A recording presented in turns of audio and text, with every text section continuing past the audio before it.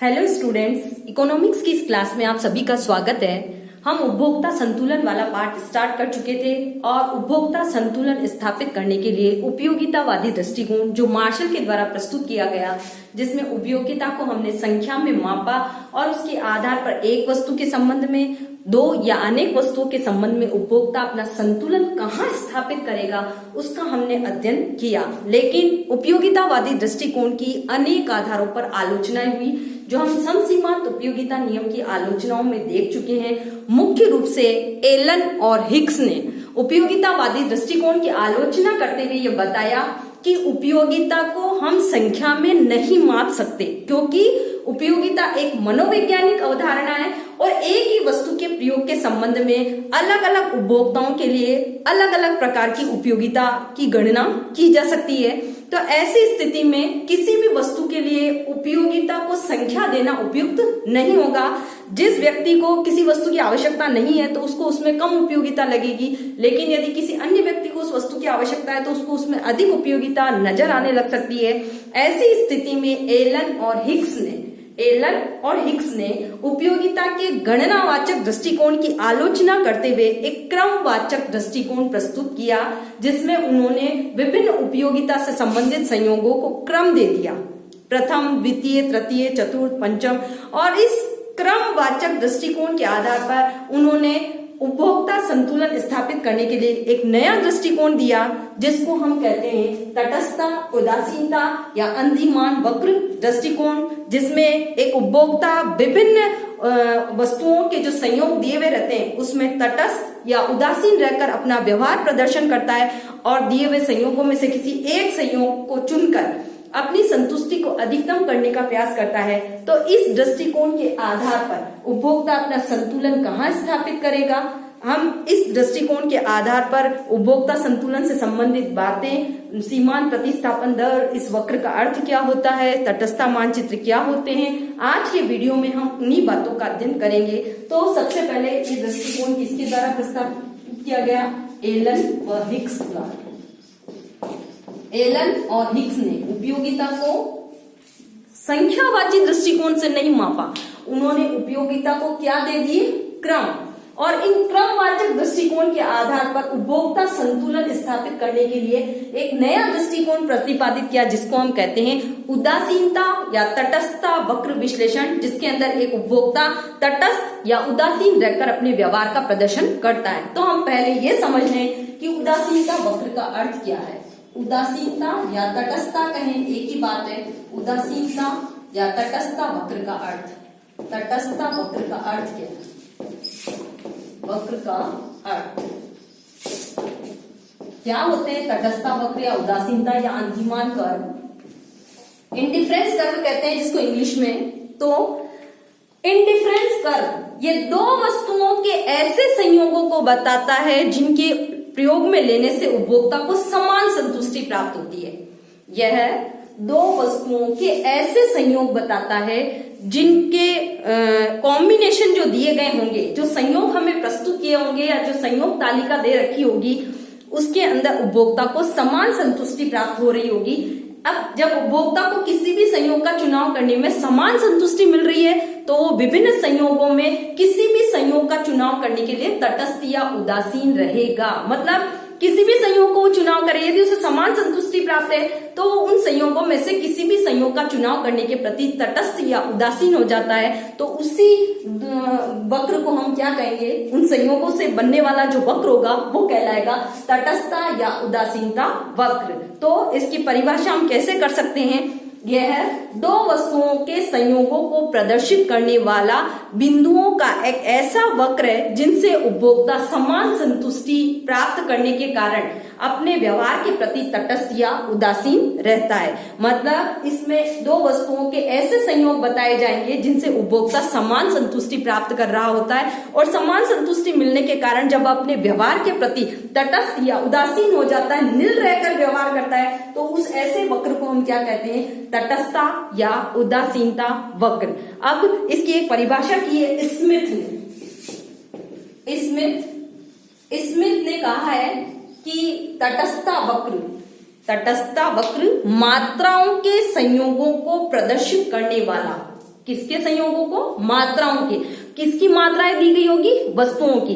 तो तटस्थता वक्र मात्राओं के संयोगों को बताने वाला बिंदुओं का वह मार्ग है। मात्राओं के संयोगों को बताने वाला बिंदुओं का वह मार्ग है जिनसे उपभोक्ता को समान संतुष्टि मिलने के कारण वो तटस्थ या उदासीन रहकर व्यवहार करता है। मात्राओं के संयोगों को बताने वाला, मात्राओं के संयोगों को बताने वाला, संयोग बताने वाला बिंदुओं का मार्ग वाला बिंदु मार्ग है जिसके बीच उपभोक्ता तटस्थ या उदासीन होता है। जिसके बीच उपभोक्ता तटस्थ या उदासीन होता है। उपभोक्ता तटस्थ या उदासीन, निल रहता है जिसको हम यूं कह सकते हैं उदासीन होता है। मात्राओं के संयोगों को बताएगा। मात्राओं के संयोग कौन से? दो वस्तुओं से रिलेटेड विभिन्न मात्राएं इसमें बताई जाएगी। बिंदुओं का मार्ग है, मतलब उनसे रिलेटेड अनेक संयोग हमें दिए गए होंगे और उनसे मिलने वाली जो संतुष्टि का स्तर है वो समान होने के कारण उपभोक्ता उनमें से कोई भी संयोग का चुनाव करने के प्रति निल व्यवहार करेगा, तटस्थ रहेगा, उदासीन रहेगा। तो इस प्रकार ऐसी मात्राओं के जो संयोग है इनके आधार पर बनने वाला जो वक्र है वो कहलाता है तटस्थता वक्र या उदासीनता वक्र, या जिसको हम अंतिमान वक्र भी कह सकते हैं। इस वक्र को यदि हम तालिका और रेखा चित्र द्वारा स्पष्ट करें तो आपको और अधिक क्लियर हो जाएगा। तटस्थता वक्र को स्पष्ट करने के लिए मैं एक तालिका और रेखा चित्र बना रही हूं। तालिका और रेखा चित्र द्वारा हम तटस्थता वक्र का अर्थ स्पष्ट कर रहे हैं। यहाँ एक तालिका है, तालिका वह रेखा चित्र द्वारा स्पष्टीकरण। रेखा वस्तु संयोग लिख रही हूं पहले मैं, वस्तु संयोग। दो वस्तुएं ले रखी है मैंने, चाय के कप, एक वस्तु है चाय के कप और दूसरी, इसको हम एक्स वस्तु भी कह सकते हैं, और दूसरी वस्तु है मैंने पान ले सकते हैं जिसको हम वाई वस्तु भी कह सकते हैं। पहली वस्तु मेरी चाय के कप है, दूसरी वस्तु मेरी वाई। पान को बताया मैंने, संयोग ले रही हूं मैं प्रथम, द्वितीय, तृतीय, चतुर्थ, पंचम और छठा संयोग। छठा 6 संयोग लिए मैंने किसी वस्तु के। देखिए चाय के कप लेती हूं मैं 1 2 3 4 5 6। फिर पान की संख्या निर्धारित की है मैंने 25 20। उसके बाद में देखिए मैंने लिए 16 13 के बाद में लिए मैंने 11 और 10।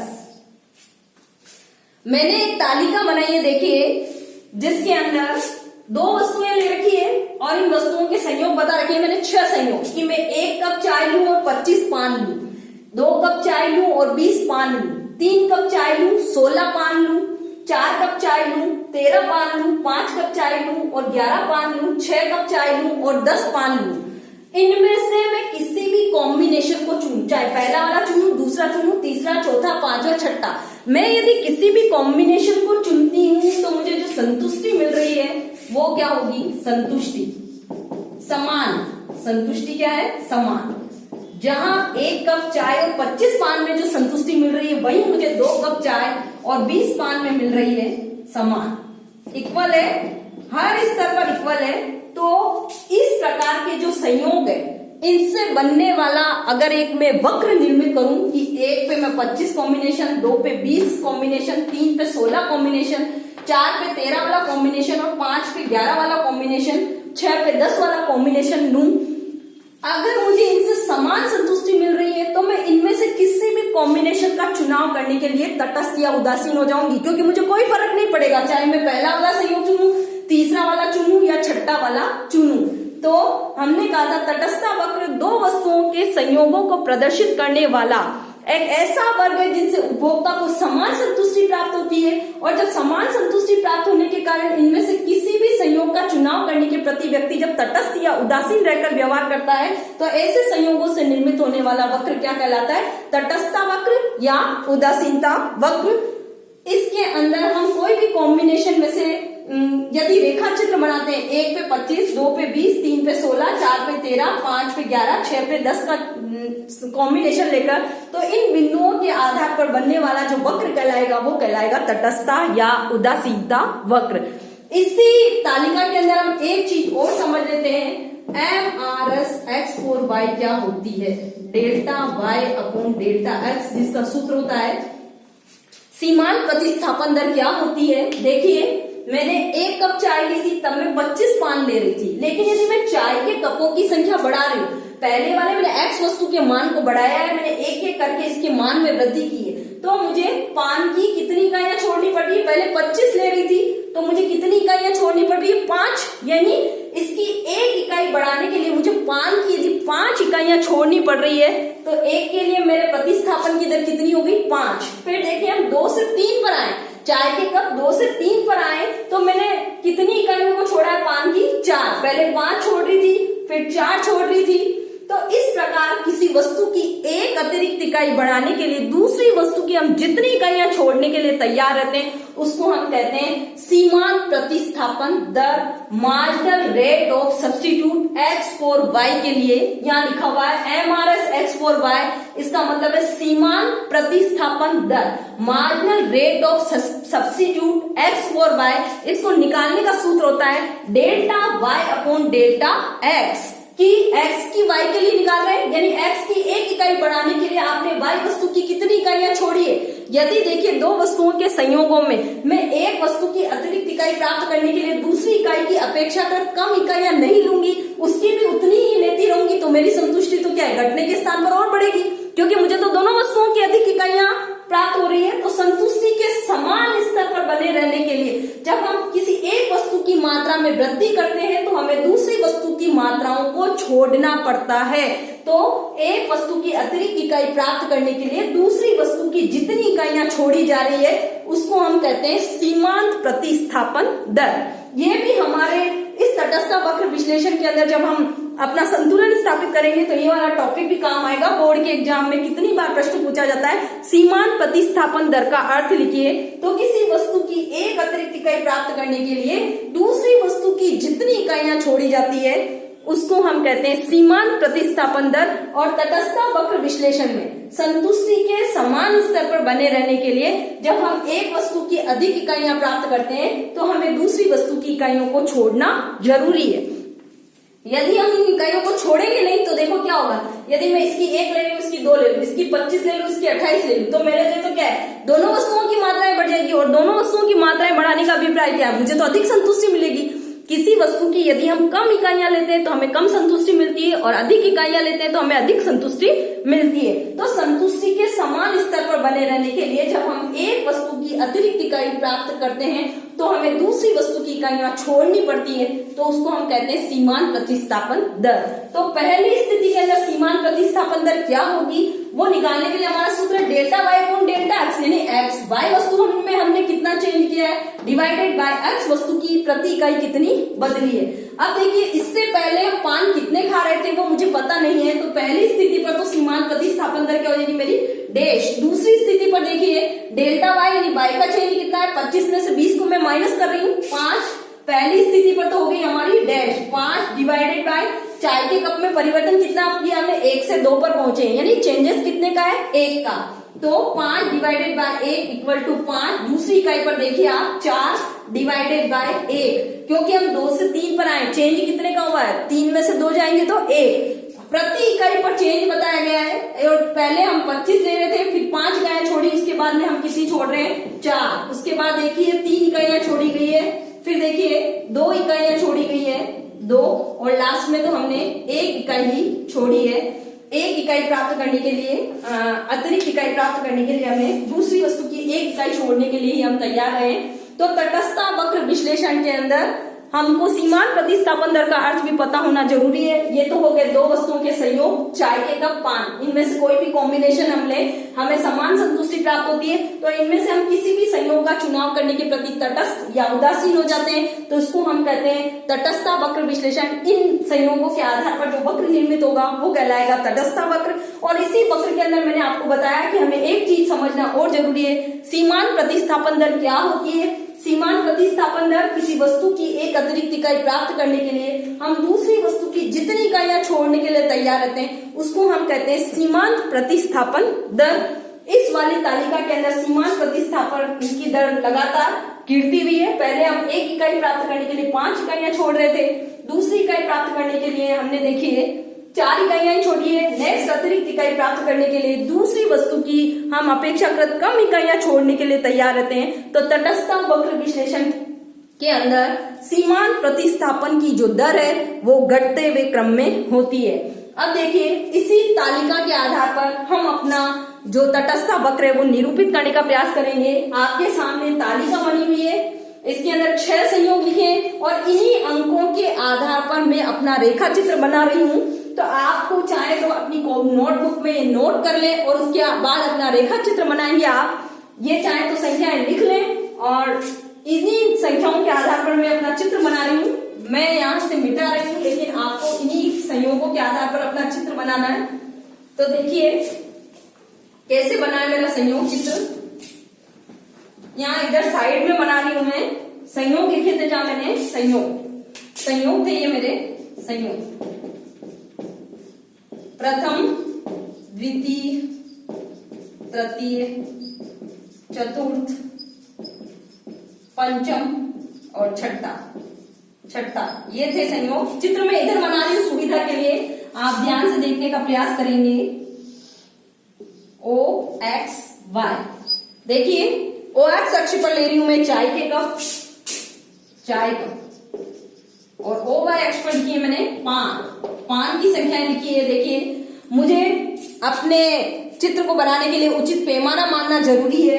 मैंने कॉम्बिनेशन दिया है इधर तो 1 2 3 4 5 6 1 2 3 4 5 6 उचित पैमाना मानकर ही आपको अपना रेखा चित्र बनाना है। इधर मैंने जो कॉम्बिनेशन लिए हैं वो देखिए 4 8 12 20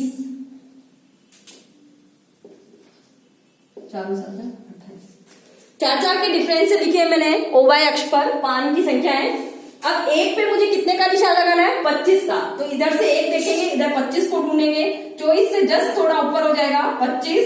2 पे मुझे कितना का निशान लगाना है? 20 का। जहां 20 लिखा हुआ है 2 इधर से लेंगे, 20 पर निशान लगा लेंगे। 3 पे लगाना है मुझे 16 का निशान, 3 पे ये 16। 4 पे देखिए 13, 4 पे 13। 5 पे 11, 5 पे 11 और 6 पे 10। ये 6 पे 10।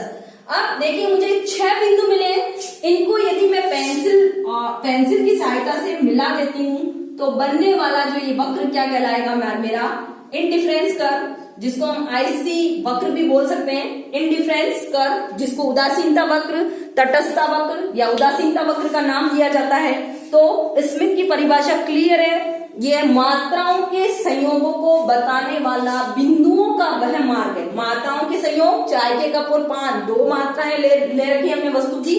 तो मात्राओं के संयोगों को बताने वाला बिंदुओं का मार्ग है जिनसे उपभोक्ता को समान संतुष्टि प्राप्त होती है। चाहे वो पहला संयोग चुने, दूसरा चुने, तीसरा चुने, चौथा चुने, 5वां, छठा, इनमें से किसी भी संयोग का चुनाव करे उसे समान संतुष्टि प्राप्त होती है। तो ऐसे संयोगों को प्रदर्शित करने वाला जो वक्र है वो क्या कहलाता है? तटस्थता या उदासीनता वक्र। तो आज के इस वीडियो में हमने पढ़ा कि उपभोक्ता संतुलन स्थापित करने वाले तटस्थता वक्र का अर्थ क्या होता है और इसकी जो समझने का हमने प्रयास किया है, इसकी तालिका और रेखा चित्र आपको कैसे बनानी है। साथ ही इसी तालिका में हमने यह भी स्पष्ट करने का प्रयास किया कि सीमांत प्रतिस्थापन दर क्या होती है। अगले वाले वीडियो में हम इससे आगे की बात की तटस्थता वक्र की विशेषताएं क्या होती है उनका अध्ययन करने का प्रयास करेंगे। यदि आपको कोई परेशानी है तो मुझे मेरे WhatsApp नंबर पर कॉल करके संपर्क कर सकते हैं। धन्यवाद।